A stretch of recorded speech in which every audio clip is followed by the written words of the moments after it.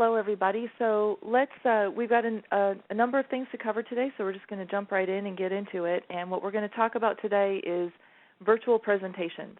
And our goal is to give you the tools and the information that you can start to use immediately, to your meetings, your presentations, and your training sessions. So one thing that, first of all, I'd like to say is that you can download a handout for today's session.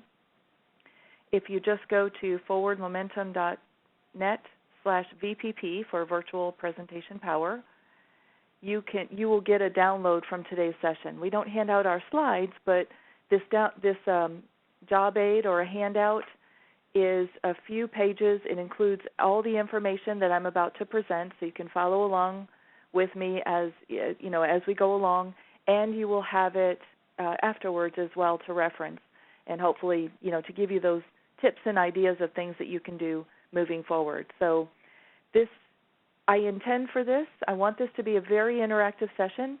So if you haven't already done that, please open up your chat boxes. As Jessica said earlier, all lines are muted, so you're not going to be able to just, pipe in and make a comment or ask a question. But if you have a response, please put it in the chat box, and I'm going to respond to those, your comments, your ideas, anything that you want to contribute or add to this session. Please put it in there, and I'm going to read through them, and we'll react to them as we go along. If you have a question that you would like me to field at the end of the session, or some type of question, please put that in the Q&A box. And for that is because we're going to have a lot of chats today. It's going to be a very interactive back and forth session. And if you put your question in there, it will get lost. So if you have a question, please put it in the Q&A, and I will field the questions as well, mostly as we go along, but some may be at the end, okay? So we'll be learning as much from each other as you'll be learning from me, and that's the goal here, and we'll have a lot of fun. Now, to begin, today, as I said before, we're going to be focusing on virtual sessions, the meetings, the presentations, and training. So what I'd like to do is take a quick poll, and if you would type this into the chat box. What is your main area of focus? Like, why are you logged in today? Are you interested in virtual meetings, or do you tend to run virtual presentations more often, or is it virtual training? Which one of those three areas, or which one or two of those three areas is is your main interest?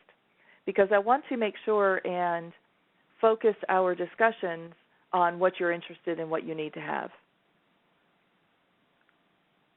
Okay. Good. All right, so I'm seeing a lot of meetings come up. All three, virtual meetings, presentations, a little bit of presentations. All three. Jessica, I can only see one line at a time, hopefully. Okay, all right, good. Okay, well, that gives me an idea. So most of you are looking for meetings, and very good. And like I said, put those into the chat box if you would. A number of you put them into the Q&A box as well. Okay. Yeah, if you would, when we're responding to these live, thank you, to these live to the live questions, please put that in the chat box because that's what I'm going to monitor mostly. The Q&A I'm going to look at more at the end. Okay, so what is the URL for the handout? I'll put that back here. It is forwardmomentum.net. We made it very simple, VPP, Virtual Presentation Power. Okay, I'm going to focus mostly on meetings. It's interesting. Some groups I talk to are only interested in training, some only in presentations. Your focus is mostly meetings, so we will offer a number of suggestions for running more effective virtual meetings, and I will also reference presentations and training as well. The three main areas for our session today are overcoming virtual challenges, because it's not the same to run a virtual session as it is live. Bad habits, what are those bad habits that you tend to see, and how can we break them? And engaging participants. How can we better engage them when you're not able to see them, to read the body language, to really see what, how they're reacting to what you have to say. So we will talk about all of those today. Okay, and what we'll do is we want to create more engaging sessions so that people aren't off checking email, right? And right now I know I sent you off to go get a handout. That's not ideal. You don't want to send people away from your presentation, but hopefully that will keep you focused for the rest of this session. All right, so in the chat box, if you would, let's little game, okay? Tell me, what are some challenges that you have when you're running virtual meetings? I see on meetings that some of you clearly are here for presentations and training as well. So what challenges do you have when you're running virtual sessions of any type? So go ahead and chat that in. So engagement, people speaking over each other.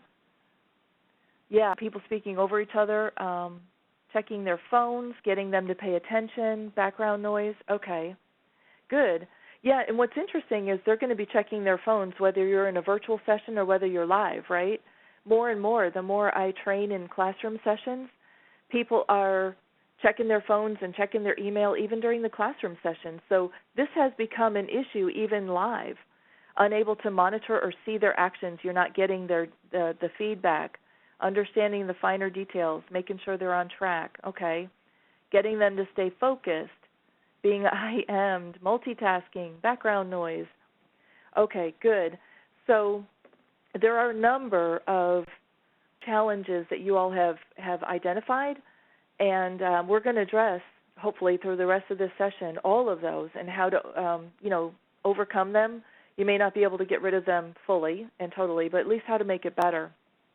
So this session are going to talk about a number of challenges, and if you notice, there are a number of the challenges that go across meetings, presentations, and training. We're going to talk about latecomers, multitasking, background noise, people dropping and rejoining, or they're not participating, when you're talking and you're just getting crickets. So even right now, all of you are muted, but I need the feedback from you, so I'm constantly asking you for chats, okay? What's more specific to presentations and training are having technical glitches or people not receiving the materials in time, and then with training coming back late from breaks because training sessions do tend to be longer, and so you're going to have to deal with breaks. So let's get into these. Let's start talking about some of these challenges and how to overcome them. Now, as I discuss each challenge, about the challenge and some of the solutions, some of my experiences I'm going to share with you and things that I have done to overcome that and what the challenge is.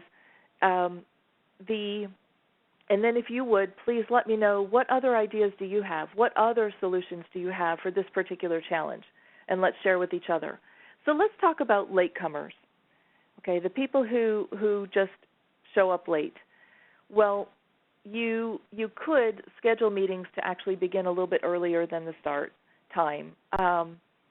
That doesn't work in all organizations. You're not going to be able to schedule a meeting for 10 minutes before the hour, say, because they're in their prior meeting. We all have lots of meetings, but that is an option. No matter how you schedule the meeting, I would say don't start the meeting any later than 2 or 3 minutes past the start time. Don't penalize those people who are there on time. I had one instructor who was teaching for me at the time. He doesn't anymore, but he wouldn't start until everybody was present.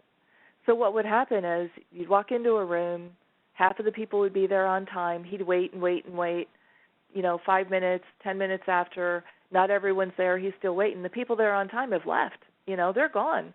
So don't penalize those who are on time, because what you're going to do next time is those who were on time will remember it and will make sure to arrive at 5 or 10 after next time. So you're going to create the behavior that you're trying to avoid. One thing that I did to overcome this is I worked for an organization at the time where the normal